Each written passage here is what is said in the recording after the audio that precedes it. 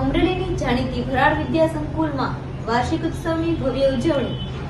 અમરેલીની જાણીતી ભરાડ વિદ્યા સંકુલ વર્ષ 2024-25નો વાર્ષિક ઉત્સવની ભવ્ય ઉજવણી કરવામાં આવી હતી.